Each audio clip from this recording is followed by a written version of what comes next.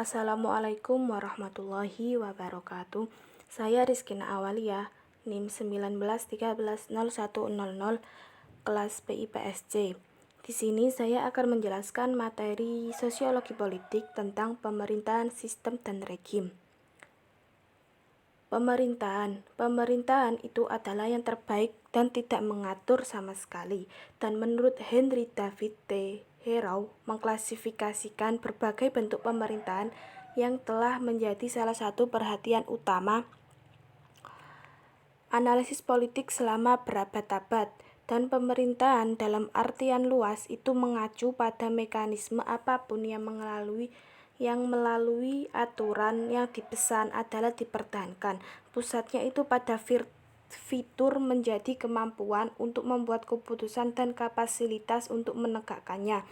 Dan dalam artian yang lebih umum, pemerintahan itu mengerti untuk menggambarkan formal dan proses kelembagaan yang beroperasi di tingkat nasional untuk dipertahankan ketertiban umum dan memfasilitasi aksi kolektif.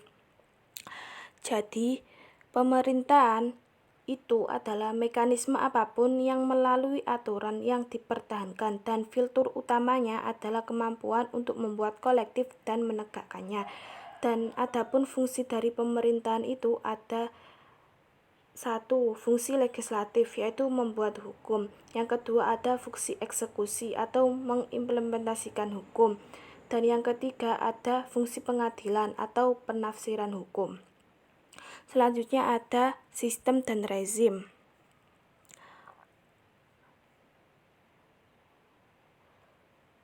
Sistem atau rezim politik di sisi lain itu adalah istilah yang lebih luas dan tidak hanya mencakup mekanisme pemerintahan dan institusi negara saja, tetapi juga mencakup struktur dan proses yang melaluinya berinteraksi dengan masyarakat yang lebih luas. Sistem politik adalah subsistem dari sistem sosial yang besar, dan ini adalah sebuah sistem yang dimana ada keterkaitan dalam keseluruhan yang kompleks, dan politik dalam hal keterkaitan ini berhubungan dengan distribusi kekuasaan, kekayaan, dan sumber daya di masyarakat. Dan rezim politik itu dapat dikarakterisasi secara efektif oleh organisasi kehidupan ekonomi sebagaimana adanya oleh proses pemerintahan melalui mereka beroperasi. Dan sistem politik atau rezim ini bagaimanapun tidak hanya mencakup mekanisme pemerintahan dan lembaga negara saja, tetapi juga mencakup struktur dan proses melalui yang berinteraksi dengan masyarakat yang lebih luas. Dan klasifikasi sistem politik itu ada dua tujuan. Yang pertama itu membantu pemahaman dengan membuat perbandingan dan membantu menyoroti persamaan dan perbedaan antara koleksi yang tidak berbentuk fakta. Yang kedua, ini membantu kita mengevaluasi keefektifan atau keberhasilan sistem politik yang berbeda. Sistem politik ini dapat dikarakterisasi secara efektif oleh organisasi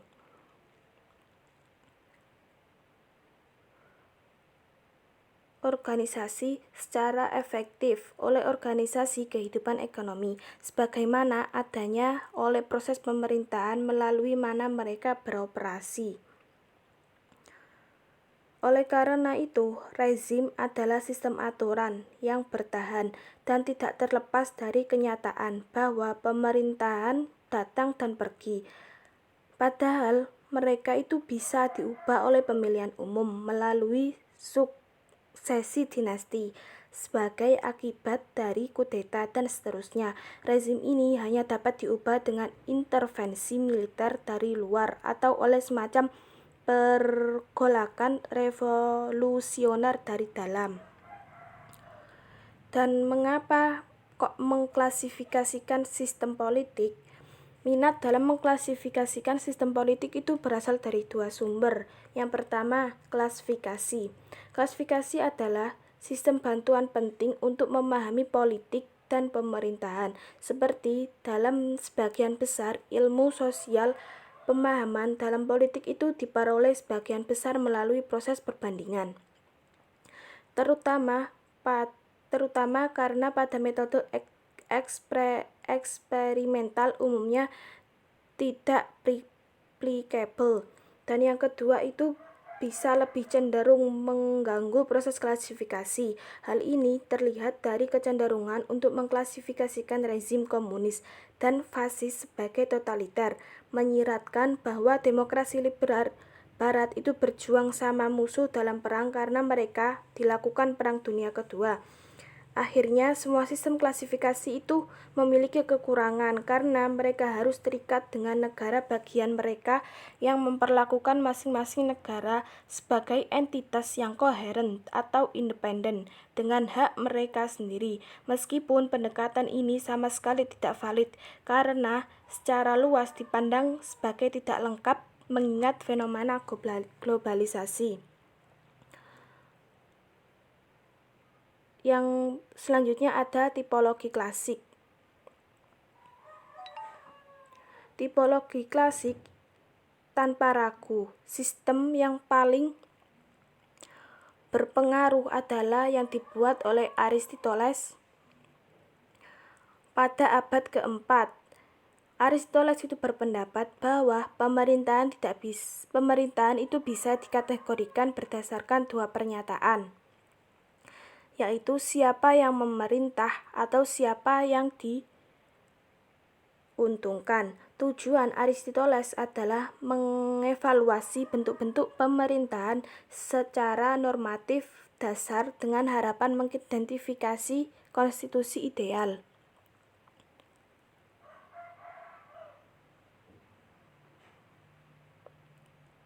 Dan dalam pandangannya tirani, oligarki, dan demokrasi adalah semua bentuk pemerintahan yang direndahkan atau diselewengkan di mana satu orang, satu kelompok kecil dan massa masing-masing itu diatur sendiri-sendiri. Oleh karena itu, dengan mengorbankan orang lain.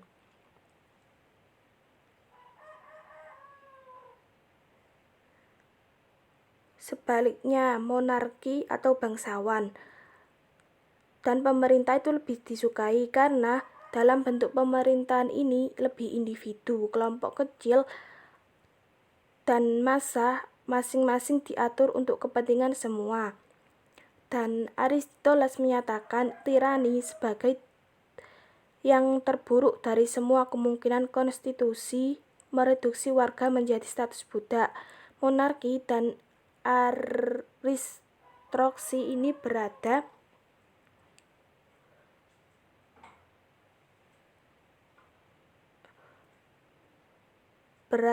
pada dirinya sendiri. Dan Aristoteles itu menyatakan tirani sebagai yang terburuk dari semua kemungkinan konstitusi mereduksi warga menjadi status budak. Dan Aristoteles juga mengkritik semua aturan populer dengan alasan bahwa massa akan membenci kekayaan segelintir orang dan terlalu mudah jatuh di bawah pengaruh demagog. Sistem Aristoteles kemudian dikembangkan oleh beberapa pemikiran seperti Hobbes dan John Bodin. Di pandangan mereka, sebagai dasar untuk semua politik yang stabil rezim, kedaulatan itu diartikan sebagai kekuatan yang tinggi dan abadi. Kekuatan itu sendiri bisa menjamin aturan tertib. Yang kedua, The Sick Box of the Bodin Commonwealth menjelaskan yang lebih luas tentang fokus kedaulatan dalam rezim politik, baik kontemporer maupun klasik. Dia menyimpulkan bahwa absolutisme adalah rezim yang paling dapat dipertahankan, karena ia menetapkan kedaulatan yang membuat hukum tetapi tidak terikat oleh hukum itu. Yang ketiga ada Two Trees of Government.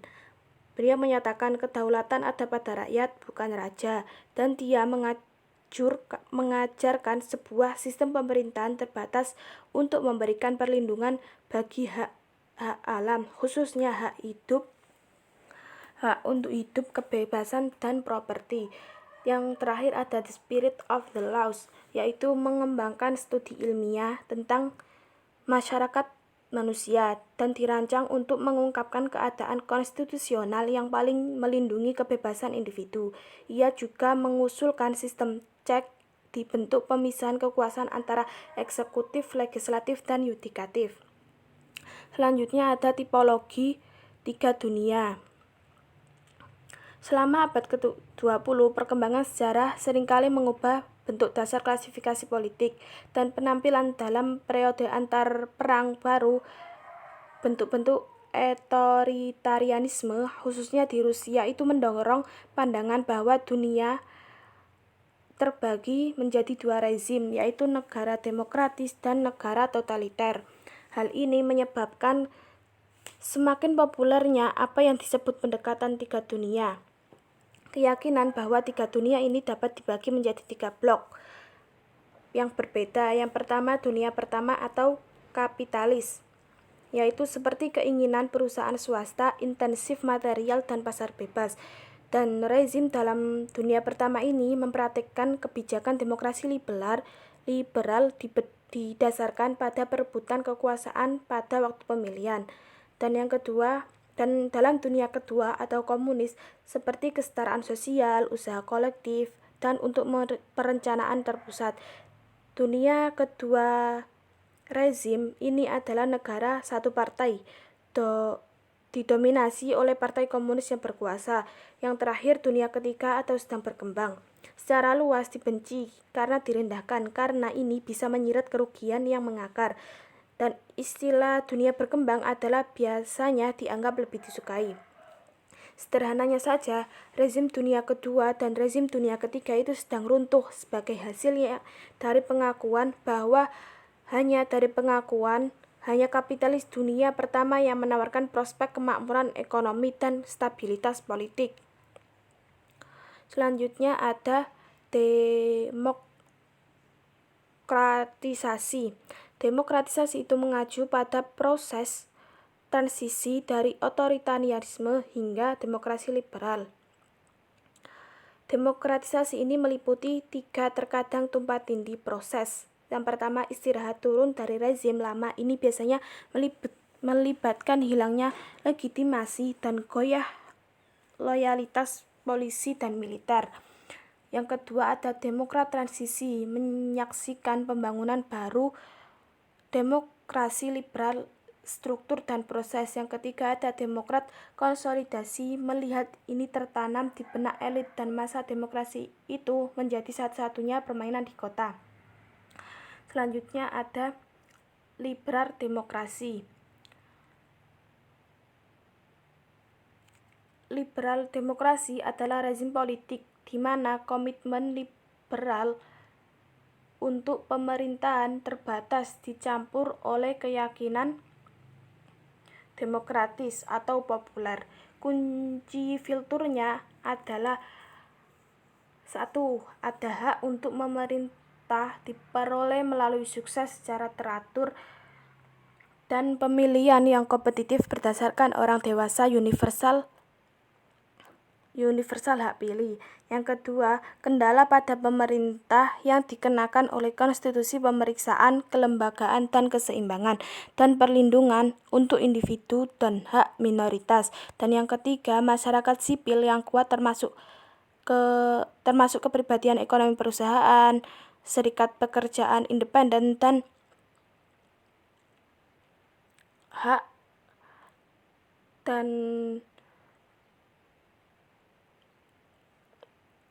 serikat pekerjaan independen dan bebas. Itu merupakan istilah demokrasi liberal dan pluralis dalam demokrasi. Selanjutnya ada rezim dalam Islam. Rezim dalam Islam adalah membangkitkan Islam sebagai kekuatan politik yang memiliki efek mendalam pada politik Afrika Utara, Timur Tengah, dan sebagian Asia. Dalam beberapa kasus, Islam militan kelompok-kelompok telah menantang rezim yang ada, seringkali mengartikulasikan kepentingan sebuah kaum miskin kota sejak dikecewakan pada tahun 1970-an dengan Marxisme di kasus lain. Dan dalam beberapa kasus, Islam memiliki kelompok-kelompok yang telah menantang rezim yang ada, seringkali mengartikulasikan kepentingan sebuah kaum miskin. Dan dalam Islam diajarkan dalam Al-Quran yang dianggap semua orang Islam sebagai firman Tuhan yang diwahyukan dan sunnah. Dan banyak juga tradisi-tradisi adat-adat yang menjalankan orang Islam yang taat dapat dikatakan berlandaskan pada kehidupan Nabi sendiri. Dan politik Islam ini bertujuan untuk membangun teokrasi di urusan politik, dan lainnya itu disusun menurut agama yang lebih tinggi. Namun demikian, politik Islam itu telah mengambil bentuk-bentuk yang sangat kontras, mulai dari ekstremisme fundamental hingga pluralis. Yang terakhir ada rezim militer. Rezim militer, kebanyakan rezim ini dibentuk oleh kombinasi politik, ekonomi, dan faktor budaya serta ideologis, dan beberapa bertahan melalui latihan, terutama dari kekuatan militer dan represi sistematis. Dan dalam pengertian rezim ini, rezim militer termasuk kategori diktatoran yang lebih luas. Kediktatoran militer banyak umum di Amerika Latin, Timur Tengah, Afrika, Asia Tenggara, tetapi juga muncul pada periode pasca di Spanyol, Portugal, dan Yunani. Kultur utama rezim militer adalah